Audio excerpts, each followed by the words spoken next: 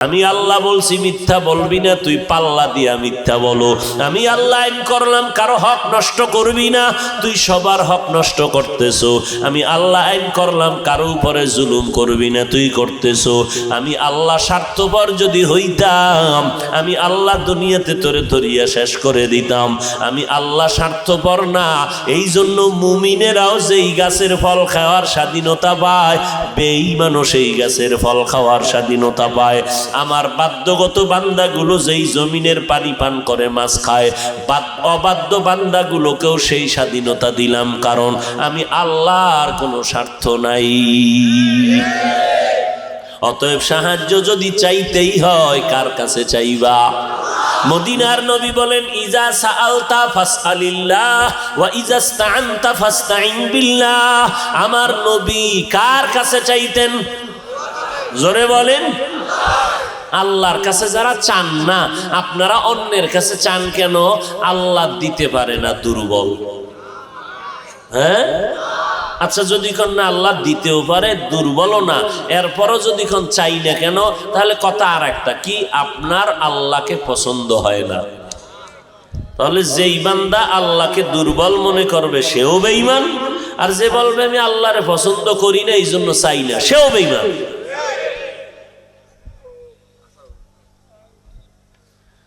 আমার আল্লাহ সবল, আমার আল্লাহ দুর্বল না। বান্দা চাইতে দেরি পাইতে দেরি নাই, আমি আল্লাহ দেওয়ার জন্য তৈয়ার।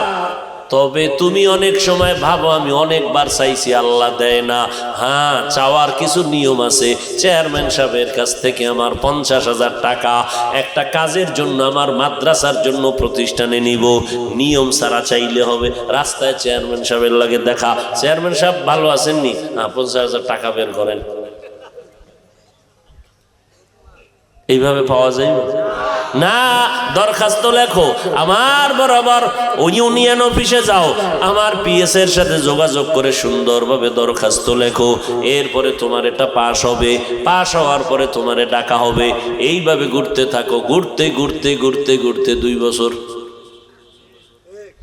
এবার ঘুরতে ঘুরতে টাকা যাও চেয়ারম্যান সাহেব দিল, মাঝখানে অনেকগুলো হাতের ছোঁয়া লাগলো, বরকতের হাত। হাদিয়া খাইতে খাইতে খাইতে খাইতে জায়গায় গিয়া 20,000 নাই। বরকত তো মাঝখানে বরকতি হাত লাগছে না। আল্লাহ বলেন, বান্দা দুনিয়ার কারো কাছে চাইতে গেলেও যদি তোমার নিয়ম ছাড়া চাইলে দিবে না, ঠিক আমি আল্লাহর কাছে চাইতে আমি কসম আমি দিব। তবে নিয়ম হলো 2টা জিনিসের মাধ্যমে চাওয়া লাগবে। 1 নাম্বার নিয়ম হবে ধৈর্য, 2 নাম্বার নিয়ম লাগবে নামাজ। আমগো মধ্যে ধৈর্য নাই, আছে নামাজ আছে। এই যে কত আশিকে রাসূল কি মজা কইরা বয়ান শুনে, মাগরিব পড়ে নাই, আসর পড়ে নাই, জহুর পড়ে নাই, ফজর পড়ে নাই, এসাও পড়ছে কিনা আল্লাহ জানে। হায় হায় হায় হায়। অথচ একবেলার নামাজ বাদ দেওয়ার কোনো সুরাত নাই, কোনো সুযোগ নেই। আল্লাহ বলেন 2 জিনিসের মাধ্যমে সাহায্য প্রার্থনা করো। 1 ধৈর্য, 2 নাম্বার হলো নামাজ। ধৈর্য নাই, নামাজও নাই, 1000 বার চাইবা দিব না কয়, এরপরও তো কিছু কিছু পাই কয়। বেঈমানেরে যেমন দেই তোরেও দেই, তবে মজাটা বুঝাবো আজরাইলের ধরার দিন। ওদিন মজা বুঝায় দিব।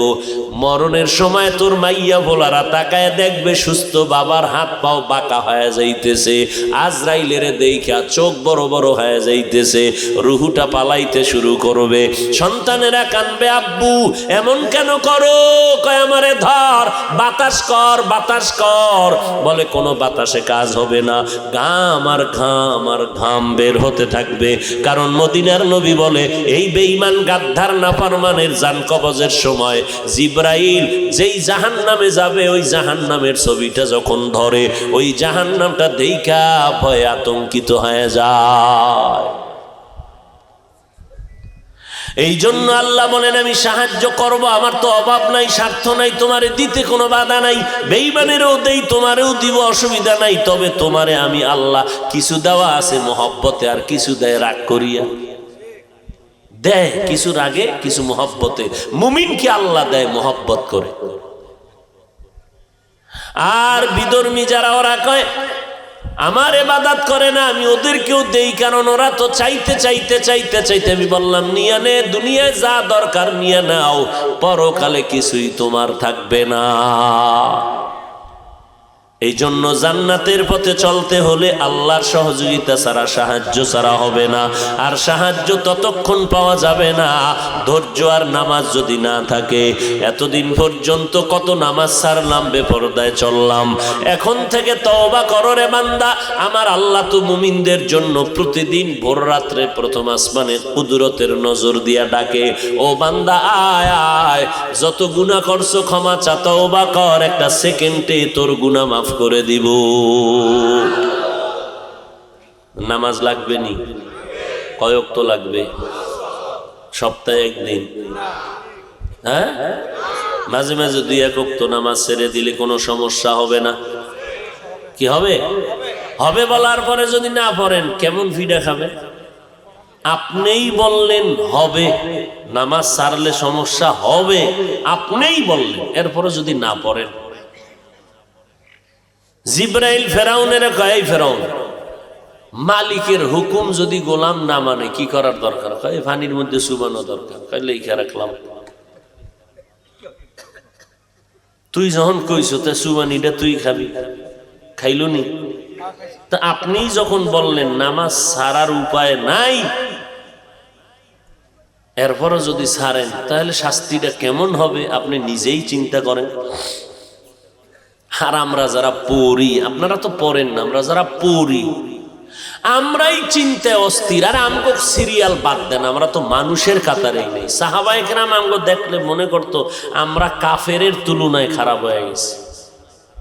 এই চেহারা, এই সুরাত, এই লেবাস পোশাক মানুষকে দেখানোর জন্য। এই সুরাতটা না ধরলে তো কেউ আমার ওয়াজে দাওয়াত দিবে না, এই জন্য নাই সুরাত ধরছি। আসলে আল্লাহর মহব্বতে ধরি নাই। অথচ সাহাবায়ে কেরাম যারা দুনিয়াতে জান্নাতের টিকিট পেয়েছেন, এত ভালো ভালো ভালো ভালো আমল করার পরেও তারা মরণ পর্যন্ত কান্না করছেন, কবরে আমার কি উপায় হবে। তারা যদি কান্দেন, আপনার কি পরিমাণ কান্না দরকার। আর আপনার কপাল পুড়ছে, নিজেও কাঁদেন না, কেউ কান্না করলে তাও পছন্দ করেন না। এজন্য আল্লাহ সুযোগ দিছে একটা, মুহাম্মাদের উম্মত যারা তওবা করো চোখের পানি ছেড়ে, আমি তোমার জীবনের সব গুনাহ তওবার কারণে মুহূর্তে মাফ করে দিব। পিছনে যারা গুনাহ করে, নামাজ ছাড়লাম, রোজা ছাড়লাম, আল্লাহর অবাধ্য হয়ে গেলাম, এখনো সময় সুযোগ আছে তওবা করার। আল্লাহকে বলো মালিক আর নামাজ ছাড়বো না, বেপরদায় চলবো না, মা বাবারে কষ্ট দিব না, ওলামায়ে কেরামের বিরুদ্ধে যাব না, নবীর তরিকা মেনে চলবো, মা বাবার দোয়া নিয়ে চলবো, দেশ ও জাতির বিরুদ্ধে কোনো ষড়যন্ত্রে লিপ্ত হব না।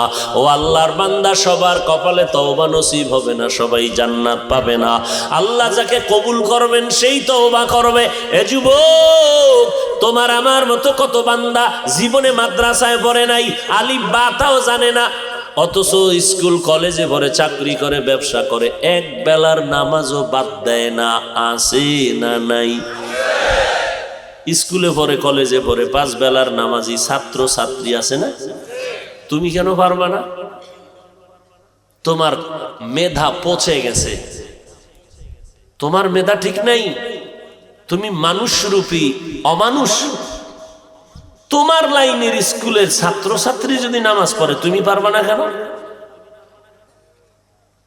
তোমার মতো যুবক যদি র্যাব, আর্মি, পুলিশ, বিডিআর এর চাকরি করে, নামাজ পড়ে, তুমি কেন পারবা না? তোমার বিবেকটাকে প্রশ্ন করো।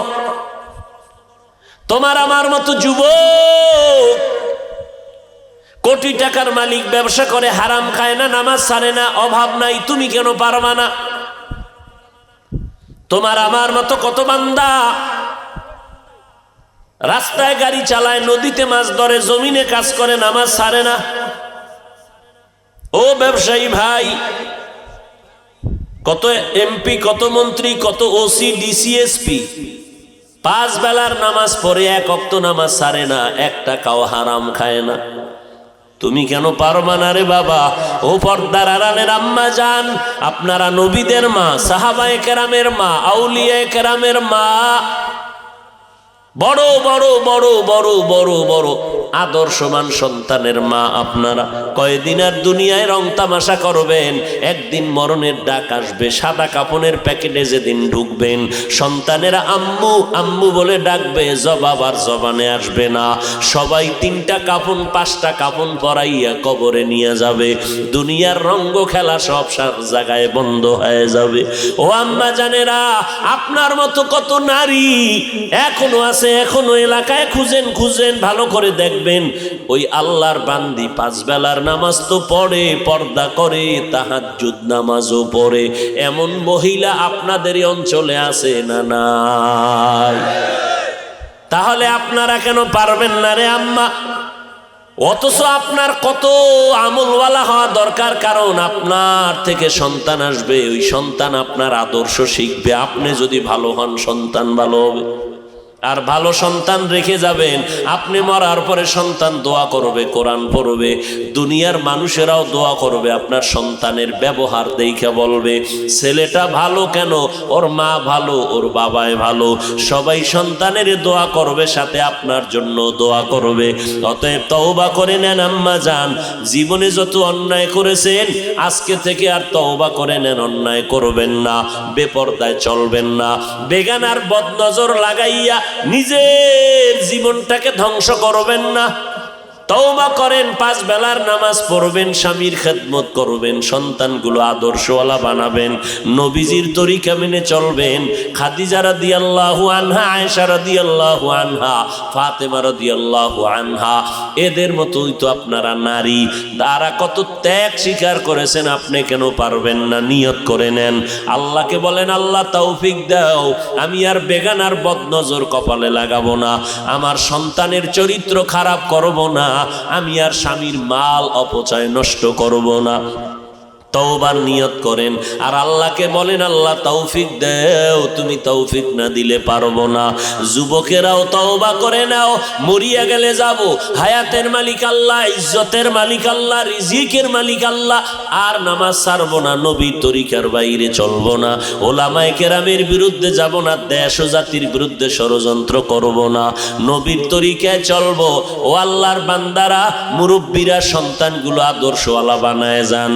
কোন দিন মরণ আসবে জানা নাই, আল্লাহ ডাক দেওয়ার আগেই তৈরি হয়ে যান, তওবা করেন। মরিয়া গেলে যাব, আর কখনো নবীর তরিকার বাইরে চলবো না। নবীর তরিকা মানতে গিয়া তো আমাদের স্বাধীনতা নষ্ট হয় নাই। আমাদের লাইনে যারা আছে নবীর তরিকাওয়ালারা, কই এরা ব্যবসা বন্ধ করে নাই, চাকরি ছাড়ে নাই, লেখাপড়া বন্ধ করে নাই। আপনার এত ভয় কেন যে নবীর তরিকা মানতে গেলে বুঝি সব হারায় যাবে? কই আমাদের লাইনের নবীর তরিকা যারা মানিয়ে চলে, এরা কোটি টাকার মালিক, ব্যবসায়ী নাই? তা আপনারা তো পেরেশানি কেন? নবীর তরিকাওয়ালাদের মধ্যে চাকরিজীবী অভাব নাই, কোটি টাকার মালিকের অভাব নাই, বিল্ডিং এর অভাব নাই, সম্মানের অভাব নাই। আপনি কেন পারেন না? শয়তানের ধোকায় পড়ে আছেন, তওবা করেন। আল্লাহ আমাদের সবাইকে তওবাওয়ালা জিন্দেগি দান করেন। যদি নিয়তটা খাঁটি থাকে, অন্তরে কোনো দুর্বলতা না থাকে, খাঁটি তওবার নিয়ত যাদের আছে তারা মাওলাকে 2টা হাত উঁচু করে দেখাইয়া দেন। আল্লাহ তওবা কবুল করে নেন, হাত কবুল করে নেন, তওবার উপরে মজবুত হইয়া চলার মতো তৌফিক দান করেন, আমিন। স্বার্থ আছে, সে অন্যের স্বার্থ পূরণ করবে না। এবার নজর করে দেখবেন, একজন পিসাব আসেনি দুনিয়াতে যার কোনো স্বার্থ নাই, আছে? হ্যাঁ, আরে মুরিদেরটা খাইয়া ফিডে পীর সাহেবের ফ্যাট মোবারক, কি মুরিদেরটা খাইয়া পীর সাহেবের বিশাল বড় টাওয়ার, হেন বয়া ঢুকো, জান্নাত রেডি। অথচ আমার মায়ার নবী রহমাতুল লিল আলামিন যদি বলতেন উহুদের পাহাড় স্বর্ণ বানায় দাও, আল্লাহ দিতেন। আমার আল্লাহ কয় না, আমি গরিবী হালাতটারে বেশি মহব্বত করি। আমার নবী পেটে পাথর বেঁধে কালেমার দাওয়াত দিতে মানুষের বাড়ি গেলেন। আপনাদের জিহ্বা থেকে আওয়াজ দেন, আমার নবীর থেকে বড় পীর সাহেবের নাম কি?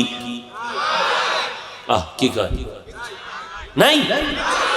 আমার নবীর থেকে বড় পীর নাই, বড় মুফতি নাই, বড় মুহাদ্দিস নাই, বড় চিন্তা করলেও কবিরা গুনাহ। কেউ যদি চিন্তা করে আসেনি, এটাও কবিরা গুনাহ। আমার নবীর থেকে কেউ নাই, নবীর সাথে কোনো তুলনাই জায়েজ নাই।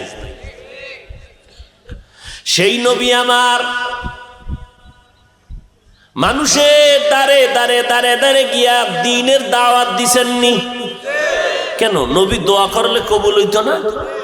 কবুল হইতে কি আবার চিন্তা লাগবে? নবী মসজিদে বসে দোয়া করলে কবুল হয়ে যাইতো। নবী কেন মানুষের দাঁড়ে দাঁড়ে ঘুইরা ঘুইরা কালেমার দাওয়াত দিলেন? বেঈমানেরা গালি দেয়, রাস্তার মধ্যে কাটা দেয়, পেছন দিক থেকে আক্রমণ। নবী মসজিদে নববীতে সেজদায় গেছে, ওই দুশ্মনেরা দৌড়াইয়া উটের নারী বুড়িগুলো আইনের পরে নবীর ঘাড়ের উপরে ফেললো। নবী মাথা উঁচু করতে পারে না। ফাতেমা রাদিয়াল্লাহু আনহার কানে চলে গেল খবর, দৌড়াইয়া বাবার মাথা থেকে উটের নারী বুড়িগুলো সরাইলেন। আমার নবী আর কষ্ট সইতে না পাইরা হাত উঁচু কইরা বেঈমানের জন্য নাম নিয়া নিয়া বরদোয়া শুরু করলেন, আল্লাহ গো এদের ধ্বংস করে দাও, কারণ এই সীমা লঙ্ঘনটা মেনে নেওয়া যায় না। সবটি ধ্বংস হয়ে গেছে, জাগাত ধ্বংস। একটাই উঠে দিছে দৌড়, দৌড় দিছে যে মোহাম্মদ বরদোয়া করলেই মরুম, দৌড় এখানে থাকাই যে দৌড়।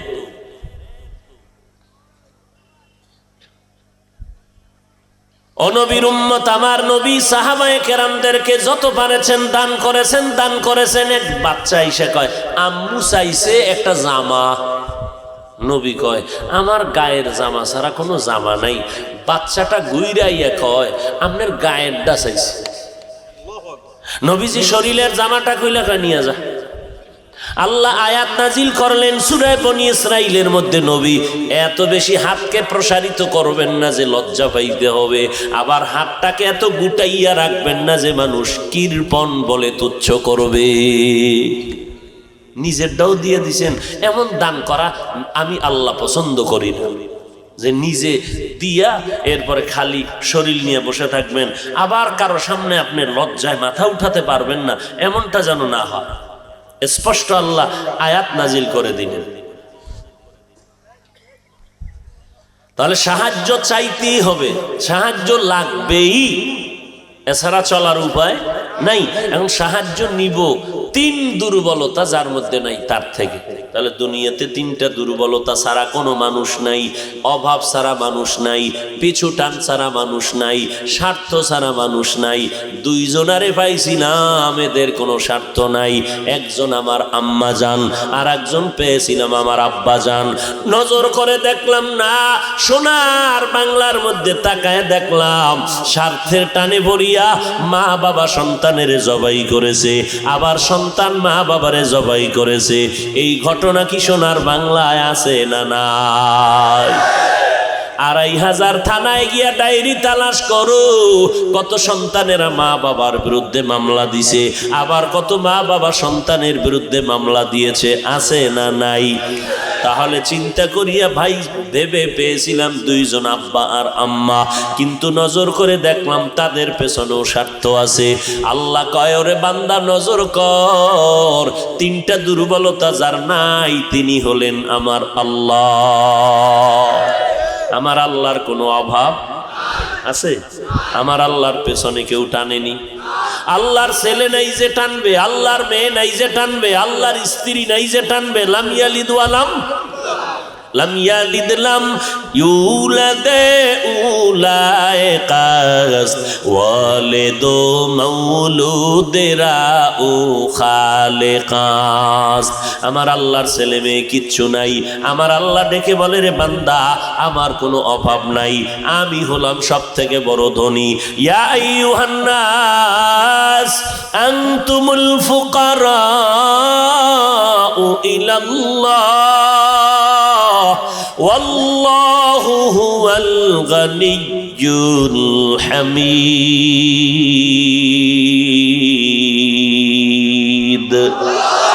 घर তাওয়াক্কুল মিকুনি হর সুবহ শাম মিরাসানাদ রিজকে তু আজলা মাকাম। আল্লাহ পাক বলেন আমার কোনো অভাব নাই, আমার পেছনে টান নাই, আমি আল্লাহর কোনো স্বার্থ নাই। যদি আমি আল্লাহর বিন্দু স্বার্থ হইতো, আমার দেওয়া পানি, আমার দেওয়া বাতাস, আমার দেওয়া সূর্যের আলো, চাঁদের আলো ভোগ করিয়া, আমার দেওয়া জমিনের ফসল যারা খাও, আমার দেওয়া গাছের ফল যারা খাইয়া নামাজটা পড়ো না, আমি আল্লাহ ঘুমের ঘরে তোর গলা পাড়া দিয়া তোর জীবনটারে নষ্ট করে দিতে পারতাম। আমি আল্লাহ রাগ করিয়া স্বার্থের টানে তোরে কিছুই বলি নাই। গুনাহ করে করে আমি আল্লাহর বিরোধিতা করো, নবীর বিরোধিতা করো, আলেমের বিরোধিতা করো, কোরআন হাদিসের বিরোধিতা করো, মাদ্রাসার বিরোধিতা করো, আমি আল্লাহর বিরুদ্ধে কত না ফারমানি করো। আমি আল্লাহ সুবহানাকা লা ইলমা লানা ইল্লা মা আল্লামতানা ইন্নাকা আনতাল আলিমুল হাকীম। রব্বি ইশরাহ লি সাদরি ওয়া ইয়াসসির লি আমরি ওয়াহলুল উকদাতাম মিন লিসানি واحلل عقدة من لساني يفقه قولي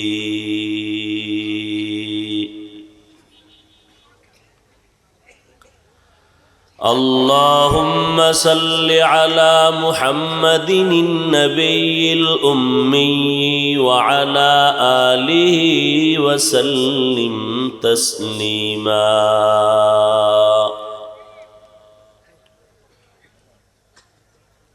निकलेगा ज़माना आखिर अहले बिदाअत,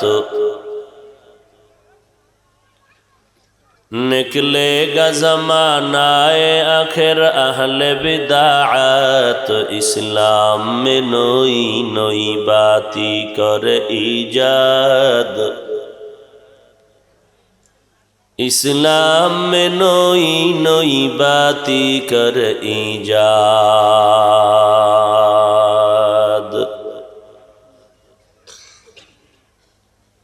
आए बंदाए खुदा रहो हर दम में तू होशियार, आए बंदाए खुदा रहो हर दम में तू होशियार। बिदअत का बदबू से करे ईमा बर्बाद, बिदअत की बदबू से करे तेरे ईमा बर्बाद।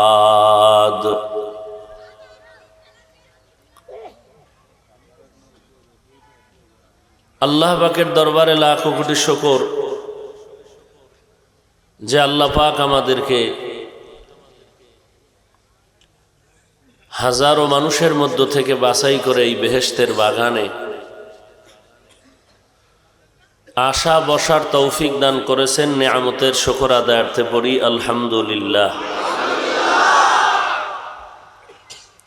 দরুদ ও সালাম সৈয়দুল মুরসালিন রহমাতুল লিল আলামিন শফিউল মুজনিবিন খাতামুন নবিয়্যিন সৈয়দুস সাকালাইন ইমামুল মুরসালিন হযরত মুহাম্মদুর রাসূলুল্লাহ সাল্লাল্লাহু আলাইহি ওয়া আলিহি ওয়াসাল্লামের উপর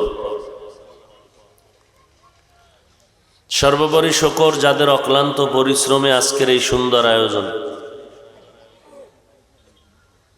সময় পরামর্শ অর্থ দিয়ে দোয়া করে উপস্থিত হয়ে মাইক লাইটের ব্যবস্থা, প্যান্ডেলের ব্যবস্থার মাধ্যমে সহযোগিতা যারা করেছেন, এলাকার যুবক, বৃদ্ধ, ব্যবসায়ী, শ্রমিক, চাকরিজীবী, বিভিন্ন শ্রেণী পেশার মানুষ, জনপ্রতিনিধি, বিশেষ করে চেয়ারম্যান সাহেব, এমপি মহোদয় সহ যাদের মহব্বত আর অন্তরের ইচ্ছা থাকার কারণে আল্লাহ আমাদেরকে কিছু কথা বলার মতো, শুনবার মতো পরিবেশ তৈরি করে দিয়েছেন। আল্লাহ পাক এই খেদমতের বরকতে আমাদেরকে দুনিয়াতে শান্তি, পরকালে মুক্তির ব্যবস্থা করে দিন। সংক্ষিপ্ত কথা ওলামায়ে কেরাম বয়ান করেছেন। আমি খুব অল্প সময় কিছু কথা বলার জন্য কোরআনে হাকিমের এক আয়াতে কারিমা তেলাওয়াত করেছি। রাসূল আরবি সাল্লাল্লাহু আলাইহি ওয়াসাল্লামের অসংখ্য অগণিত আমিও বাণী হাদিস শরীফ থেকে একটি হাদিসের অংশ পড়েছি। আয়াত ও হাদিসের আলোকে ইখলাস ও রুহানিয়তের সমন্বয়ে কিছু কথা বলার মতো, শুনবার মতো আমাকে আপনাদের সবাইকে আল্লাহ পাক তৌফিক দান করেন। ভাই ভলিউম দাও। ইয়া আইয়ুহাল্লাযীনা আমানু, হে দুনিয়ার মুমিন নারী পুরুষ, ধনী গরিব, শিক্ষিত অশিক্ষিত, যারা মুমিন আল্লাহ তাদেরকে বলেন ইস্তাঈনু বিসসবরি ওয়াস-সালাহ, তোমরা সাহায্য প্রার্থনা করো সবর ও সালাতের মাধ্যমে। ইন্নাল্লাহা মা'আস-সাবিরিন, নিশ্চয়ই আল্লাহ হলেন ধৈর্য ধারণকারীদের সাথী, বন্ধু। নবীজি বলেন মাইয়ুরিদিল্লাহু বিহি খাইরান ইউসিব মিন, আল্লাহ যাকে বেশি মোহাব্বত করার ইচ্ছা করেন, কল্যাণের ইচ্ছা করেন, আল্লাহ তাকে মুসিবতের গ্রেফতারি পরোয়ানায় পরীক্ষা নেন।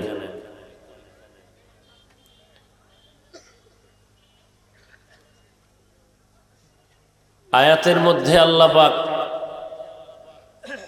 মুমিনদেরকে সাহায্যের প্রতি উদ্বুদ্ধ করেছেন। সাহায্য কেন, কিভাবে, কার থেকে? সাহায্য কেন? কেনর জবাব হলো আমরা সবাই দুর্বল, অন্যের সহযোগিতা ছাড়া চলার কোনো রাস্তা খোলা নাই। আমার পকেট ভর্তি টাকা, সুন্দর বাড়ি, দামি গাড়ি, এরপরও আমি দুর্বল। কেন? আমি গাড়ি চালাইতে পারি না, গরিব ড্রাইভারের কাছে আমি ঠেকা। ড্রাইভার যদি সহযোগিতা না করে তা আমি দুর্বল।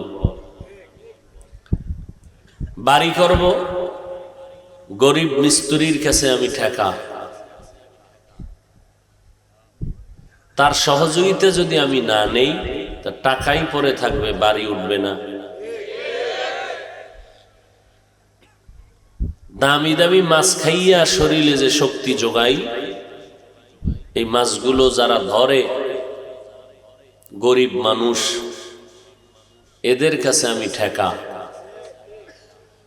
এরা যদি মাছ ধরে বন্ধ করে দেয় তাহলে আমার মাছ আর কপালে আসবে না। তাহলে দুনিয়ার মানুষ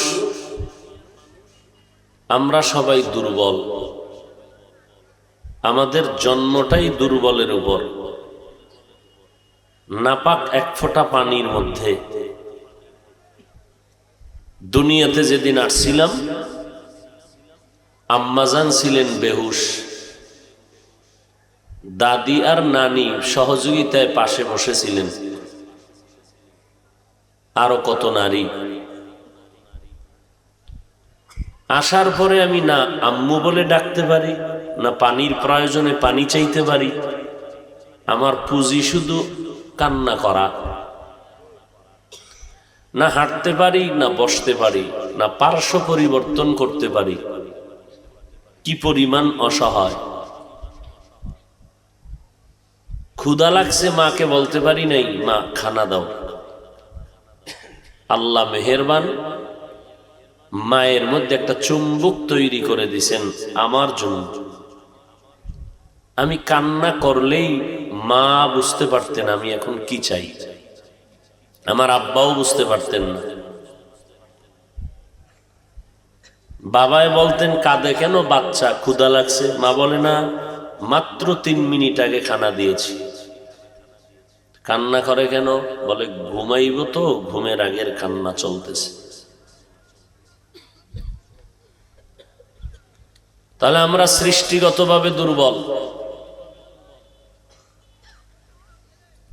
কোন দিকে? সব দিক থেকে আমরা দুর্বল। খানার বেলায়, ঘুমের বেলায়, চলার বেলায়, মেধার বেলায়।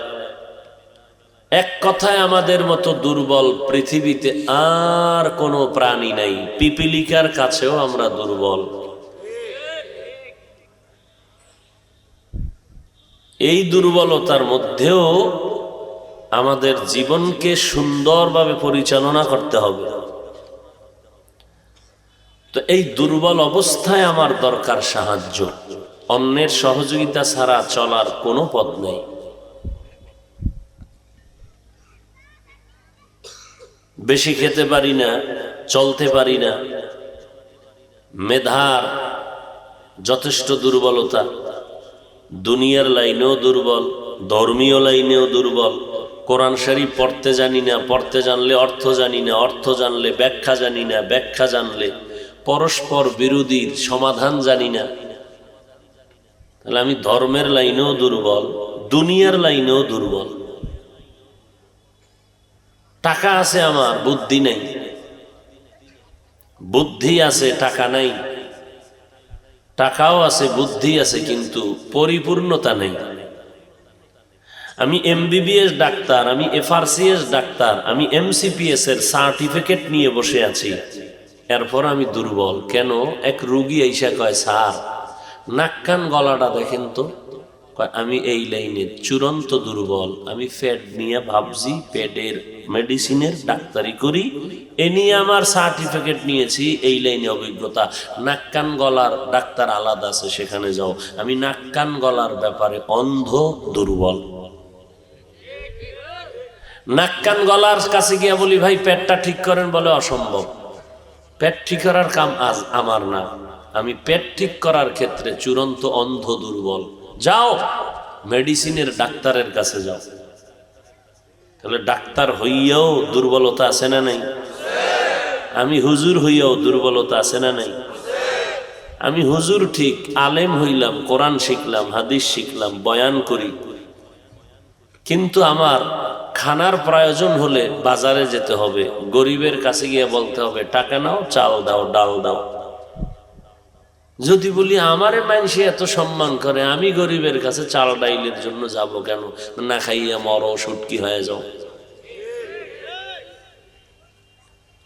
তাহলে আমরা দুর্বল কিনা? দুনিয়ার লাইনেও দুর্বল, আখেরাতের লাইনেও দুর্বল, মেধার বেলায় দুর্বল, খানার বেলায় দুর্বল। এমনকি একটা পশুর মধ্যে যেই পরিমাণ আকল, মেধা আছে, ওই পরিমাণও নেই। একটা মৌমাছির দিকে তাকাও, কেমন সুন্দর বাসা বানায় দিল। আমেরিকার মৌমাছি, বাংলাদেশের মৌমাছির বাসাগুলো এক জায়গায় করো, কত সুন্দর। গাছের ডালের সাথে বাসা বানায় ঝুলায় রাখলো। এক একটা বাসার মধ্যে 20 কেজি মধু। মধুর বোতলের মুখগুলো খোলা, নিচের দিকে এক ফোঁটা মধুও পড়ে না। এমন সুন্দর বিল্ডিং বানাইলো, বেডরুম আলাদা, ড্রয়িং আলাদা, ডাইনিং আলাদা, বাথরুম আলাদা, কোনো সুতায় কোনো ব্যবধান নাই। আর ইঞ্জিনিয়ার, বুয়েটের ইঞ্জিনিয়ার বিল্ডিং বানাইলো। আরো টপ লেভেলের ইঞ্জিনিয়ার কয় বিল্ডিং ভাঙ, না হয় 1.5 বছরে বিল্ডিং এর তলে ভরে মরবি। আঁকা বাঁকা হয়ে গেছে, মেয়াদ কম। রড দিল কেমন? কয় এই পরিমাণ। কয় মজবুত রড দেয় নাই, মজবুত ফাউন্ডেশন দেওয়া হয় নাই। তাহলে আপনার দুনিয়ার ইঞ্জিনিয়ার বিল্ডিং করে আঁকা বাঁকা, মৌমাছি এমন ইঞ্জিনিয়ার, ওদের বিল্ডিং বানাইলো এত সুন্দর, drawing room, dining room, bathroom, মধু রাখার বোতলগুলো এত সুন্দর, একটা মুখের বোতল লাগানো নাই, সব মুখ খোলা, নিচের দিকে এক ফোঁটা মধু কখনো গড়াইয়া মাটিতে পড়ে না। ও পণ্ডিত, তুমি পারবানি একটা বোতলের ভিতরে তরল কিছু রেখে খোলা মুখ নিচের দিকে করে রাখবা? পারবেন? মৌমাছি কত বড় বুদ্ধিমান। এবার দেখেন বাবুই পাখি, কেউ বলে চড়িয়া পাখি, এই বাসা বানায় তাল গাছে। কোন গাছে? এই চড়িয়া পাখি। কত গাছ আছে আমার দেশের ভেতরে, তাল গাছে কেন সুন্দর করে বাসা বানাইলি? আমরা জানি মাঝে মাঝে চিত্রাং নামের গজব আসবে, ওই তুফানে সব গাছগুলো ভেঙ্গে চুরমার হবে, তবে সহসয় তাল গাছ ভাঙবে না। নিরাপত্তার স্বার্থে ওখানে বাসা বানাইছি, কেমন সুন্দর করে। এই খেরকুড়া ঘাস নিয়ে নিয়ে নিয়ে কেমনে দেখছেন নি কারবার? খবর নাই, খাইলই ঘুমাই, ফুর্তি করি, দুনিয়াতে আসছি কয়দিন, আকাম সাকাম কইরা মরতে পারলেই হয়। মরার পরে কবরে কি হবে ওই চিন্তা করার টাইম নেই। এক চোরায় বয়ে বয়া পেরেশান, আজান হয়ে গেছে, চলো ভাই নামাজে, কয় না, কবরের পেরেশানিতে অস্থির, নামাজ পড়ার টাইম এখন নেই। ইয়া আইয়ুহাল্লাযীনা আমানুস্তাঈনু বিস-সাবরি ওয়াস-সালাহ ইন্নাল্লাহা মা'আস-সাবিরিন।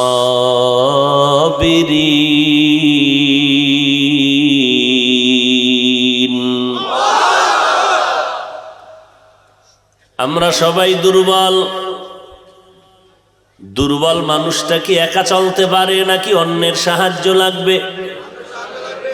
এবার যে আপনারা আমরা দুর্বল, এটা বিশ্বাস হইছে না এখনো মাস্তানি ভাব আছে ভিতরে? বরং দুর্বলতার পয়েন্ট কেমন জানেননি? যে যত বড় টাকাওয়ালা সে তত বড় দুর্বল। গরিব রিক্সার ড্রাইভার, জামায় ময়লা লাগছে, নিজের জামা নিজে ধুইয়া নেয়। টাকাওয়ালা নিজের জামা নিজে ধুইতে পারে না, কাজের লোক যদি ধুইয়া না দেয় জামার ময়লা যায় না। কাজের লোক যদি বাথরুম পরিষ্কার না করে দেয়, বিল্ডিং 5 তলা, ঘরের কাজের মেয়েরা কাজের লোকেরা যদি বিল্ডিং পরিষ্কার না করে, ফ্লোরটা মুছে না দেয়, 1 সপ্তাহের মধ্যে বড় লোকের বাড়ি হবে গরুর গোয়াল ঘর। তাহলে বড় লোকেরা তুলনামূলক ঠেকা কম না বেশি? তাহলে যার যত টাকা আসে তত বড় ঠেকা, কথা ঠিক নি? গরিব গাড়ি চালাইয়া সামনে যায়, বাস গাড়ি নষ্ট, কয় পায়ে হেঁটে চললাম, মদনপুর চলে যাব। বড় লোক গাড়ির মধ্যে বসছে, রাস্তার মাঝে গাড়ি ব্রেক, ড্রাইভার কি হলো, কয় চলে না। এবার বড় লোক বলবে আমি হেঁটে যাই, 2-4 কদম দিয়া বলবে তাড়াতাড়ি গাড়ি আন, আমার পাও চলে না, আমি দুর্বল। এত দিকের দুর্বলতা নিয়ে বান্দা তুমি একা চলার কোনো উপায় নাই, তোমার সাহায্য লাগবেই। লাগবে না? আচ্ছা, এই দুর্বলটা কি শুধু আমরা মুমিন না অন্যরাও? সবাই না? অথচ আল্লাহ কয় এই মুমিন তোমরা সাহায্য কামনা করো, বেঈমানের কেন বলেন নাই? আল্লাহ কয় আমি জান্নাত বেঈমানের দিব না, জান্নাত দিব শুধু মুমিনদের। এই জন্য আমি মুমিনকে বললাম সাহায্য নিয়ে চলো। আমি অত্যন্ত দুর্বল, আমার মেধাটা দুর্বল, আমার শরীরের অবস্থা বড় দুর্বল, আমি খানা দানায় বড় দুর্বল। ঢাকা চিড়িয়াখানায় লেখা আছে একটা বাঘের দৈনিক খাদ্য হলো 17 কেজি গোশত দৈনিক। পারবেনি কোনো বাঙালি? 3 বেলায় 17 কেজি মারবে? নাই। না থাকলেও কিন্তু ধাক্কা ধাক্কি তো আর কম চলে না। ডাক্তার বলে মিষ্টি খাওয়া হারাম, খাইলেই তোমার প্রেসার বেড়ে যাবে, ডায়াবেটিস বেড়ে যাবে। কপাল পোড়া দৌড়াইতে দৌড়াইতে যায়, সবে বরাতে মসজিদে জিলাপি খাওয়া লাগবে, ডাক্তারের হুকুম বন্ধ। হেন যায় ধমকি লেখিলি, ব্যাপার কি? পড়লা একটা নিচে আর একটা নিয়ে টানাটানি, এমন কি লেখিলি লাগলো। মসজিদ থেকে বের হয় কয় খোদা তুমি এই মসজিদে আর জীবনে ঢুকায়ও না, জিলাপি পাইলাম না কেন? এটি আছে না নাই? বাঙালি ডাক্তারের কথা হবে না, নফসে খাউয়ামা আছে না, এটারে সাইজ করতে হবে তো হারাম খাইয়া। হায় হায় হায়, আল্লাহ পাক বলেন বান্দা তুমি দুর্বল। বড় বড় সমুদ্রের ভেতরে নীল তিমি আছে, এক এক দিনের খানা এক একটা নীল তিমির জন্য 1000 কেজি চিংড়ি মাছ। আপনি পারবেন 1.5 কেজি? হ্যাঁ, আর আপনাকে দেশে চিংড়ি রান্ধে বাজে, ওটার উপরের কি কয়, চিংড়ি মাছের উপরের অংশটাকে খোসা, খোসা সহ তো খাওয়া জায়েজই নেই। জায়েজ মানে ডাক্তারি মতে আপনার জন্য মারাত্মক ক্ষতি। দেখেন আমরা কত হুজুরদের কথা মানতে রাজি না, আর যা কইবে সবাই এটা মানবে। আলু রান্দার সুন্নত হলো ছোলা সহ রান্দ, এর মধ্যে ভিটামিন, এটারে হালাই দেয়, কষ্ট হইলো এটারে ফালাবে। চিংড়ি মাছেরটা নিষেধ, ওটারে শুদ্ধ না। এটার মধ্যে একটা বাটপারি আছে, কি ওইটার খোসাটা থাকলে মনে হয় যেন এই 1 করওয়ালা চিংড়িটাও 1.5 বিঘাতের মতো মানুষের দেখাইব, বিশাল বড় চিংড়ি। চিংড়ি রান্না করো, খোলস ফালাইয়া দাও, আর আলু কেমনে মনে থাকবে? মনে থাকবে? এবার যদি হুজুরের কথা মিথ্যা মনে হয়, সন্দেহ লাগে, ডাক্তারের থেকে জিজ্ঞেস করে নিন। আর ভিটামিন খাইয়া করবেন কি? যেই তেলে বিড়ি টানে নো, কি করবেন খাইয়া? দুধ, কলা, আপেল, নাশপাতি খাইয়া মদের বোতল লইয়া ডক ডক করবেন, তো ভিতরের খানা আছে, ও পুরা বিষ হয়ে গেছে। কয়েকদিন পর কিডনি নাই, ধরছে কিডনি ধরা শেষ, হার্ট শেষ, লাংস শেষ, ধ্বংসর চূড়ান্ত। মরার পরে কি ভিডা খাবে? এর আগেই তো চাইছে। সরকার চিল্লাইতেছে নেশা বন্ধ করো, মদ বন্ধ করো, ইয়াবা বন্ধ করো। তো যেই ফোলাডায় মোবাইল চালাইয়া ফ্রি গেমস খেলতে খেলতে মা চিনে না, বাপ চিনে না, ভাই চিনে না, টাকা চিনে না, বাড়ি চিনে না, ঘর চিনে না, খাওয়ন নাই, দাওয়ন নাই, মোবাইল মোবাইল মোবাইল। এক পর্যায়ে তার সেরা পাগল হয়ে রাস্তায় ঘুরে। মোবাইলে মানুষকে পাগল বানায় না? এই যুবকেরা তোমরা তো ভালো জানো, বানাইছেনি? তো বেশি করে চালাও।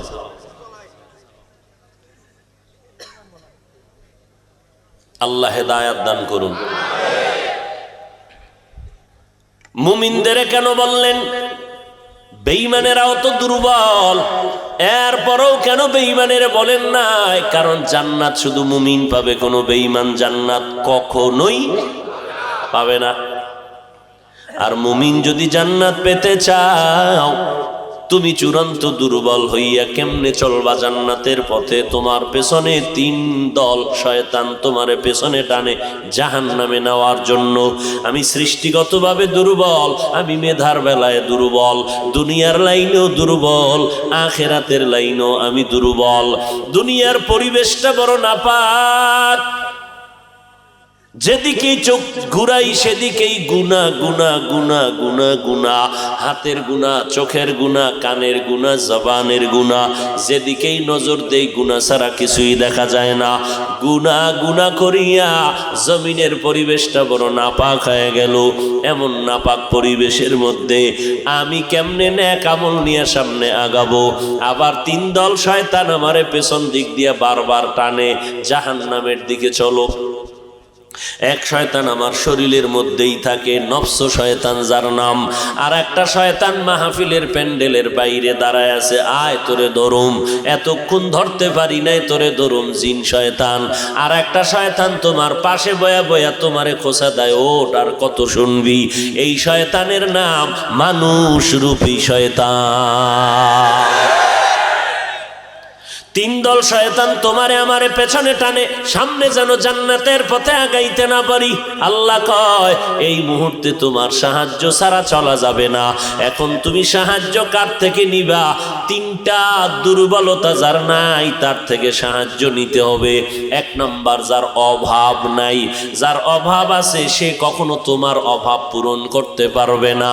এইবার মাথা খাটাইয়া বলবেন নি জমিনের মধ্যে এমন একজন মানুষ বের করতে পারবেন যার অভাব নাই?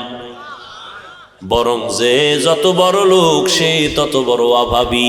আমি গরিবের অভাব 100 টাকায় সমাধান হয়, বড় লোকের অভাব কোটি টাকায়ও সমাধান হয় না। অভাব নাই এমন একটা মানুষ আছে দুনিয়ায়? নাই। নাম্বার 2, যার কোনো পেছনে টান নাই। আমার তো পেছনে টানতেছে। সন্তান কয় বাবা কাপড় দাও, স্ত্রী বলে আমার আশা পূরণ করো, আমার আব্বা আম্মা আমারে পেছন দিক দিয়ে টানে, আমার প্রতিবেশী আমারে পেছনে টানে, টাকা দাও টাকা দাও, বাড়ি দাও গাড়ি দাও, এইভাবে টানতেছে পেছনে। তাহলে দুইটা দুর্বলতা। দুনিয়াতে এমন একটা মানুষ নাই যার পেছনে কোনো টান নাই। মা ডাকে পেছন দিক দিয়ে দিয়া যা, বাবায় বলে দিয়ে যাও, স্ত্রী বলে দিয়ে যাও, দিতে দিতে দিতে দিতে ফকিন্নি হইয়া যাইতেছি। এরপরও নিমক হারাম। স্ত্রী কয় তোমার সংসারে শান্তি পাই নাই। সব দিলাম, নিজে না খায় সব স্ত্রীকে দিলাম, নিজের জন্য জামা কিনি না, স্ত্রীর জন্য জামা লাগে না। এরপরও দেখা যায় একটু স্বার্থে আঘাত লাগলে দরজা আটকায় ঘুমায়, এক গ্লাস পানি পর্যন্ত দিতে চায় না। যদি বলি পানি দাও কয় লইয়া খাও, যদি বলি ভাত দাও কয় নিয়া খাও। আমি চৌধুরী বংশের মাইয়া, অর্ডার দিতে সাবধান। আর যদি মগায় খায় যৌতুকের পায়খানা, তা তো সারছে। যৌতুক নামের পায়খানা যারা খায় এরা ইতর, এরা ডাকাত, এরা দুর্নীতিবাজ, এরা পৃথিবীর নিকৃষ্ট চোর। আপনাকে এদিকে যৌতুকের গজব নাই? হালাল না হারাম?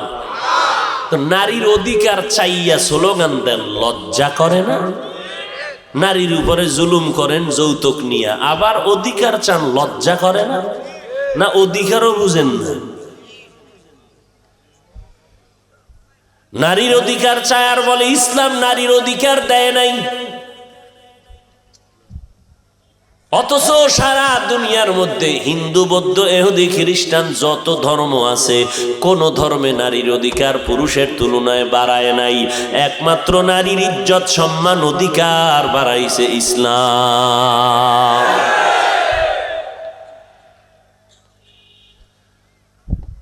তাহলে পেছনে যার টান নাই, তিনটা দুর্বলতা যার নাই, তার থেকে সাহায্য চাইতে দেরি পাইতে। ও আল্লাহর বান্দা, 3 নাম্বার